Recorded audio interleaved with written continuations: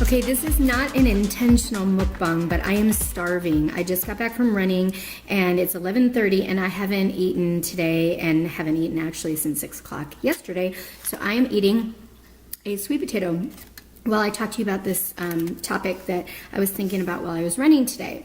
So I've had people ask me if it's okay for them to occasionally have things like Gardein chicken strips or meatballs, meatless meatballs.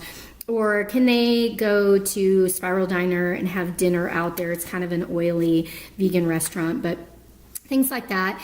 And I wanted to just share my thoughts on that. So generally, I eat fruits, vegetables, whole grains, beans, nuts, seeds, and avocado.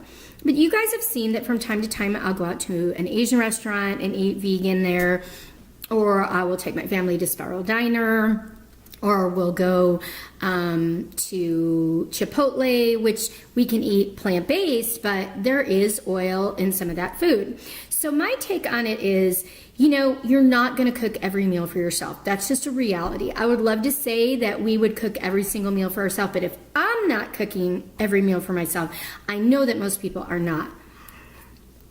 So that said, I think that what you have to do is you have to once in a while be okay with eating out and eating what you're served.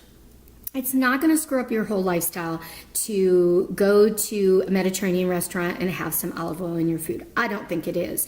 Should we do that on a regular basis? No, but I think that once in a while our body can recover from that, and I think we need to do that. We need to get out from time to time with a meetup group or with our family, and especially our family that's not plant-based, and meet somewhere and have a normal dinner with them.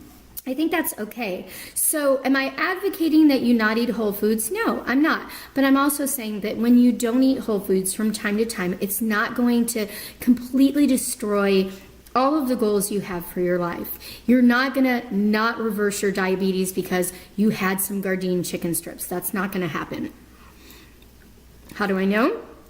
Because in the 4 years that I've been plant-based, I have eaten outside of my house and I'm not in control of the food. And yet I'm able to be medicine-free and I have good blood sugar.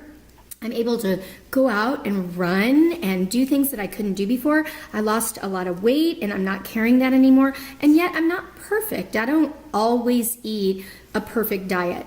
I try to as much as possible. I try to cook for myself as much as possible, but there are times when I don't. And I just want you to not feel bad about that. Don't make those things a habit.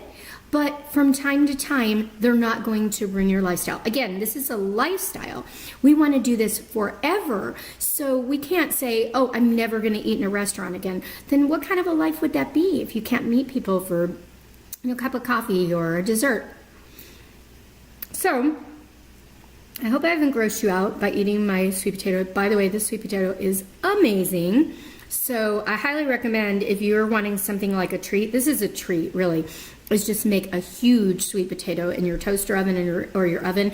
I cook mine at 400 degrees. I wrap it in foil, cook it at 400 degrees for about, if it's huge, for like an hour and 15 minutes, but if it's smaller, I do it for about an hour, and it's so good with nothing on it. I don't put anything on. I remember the days when I used to slather this with butter. It's not needed. It's really good.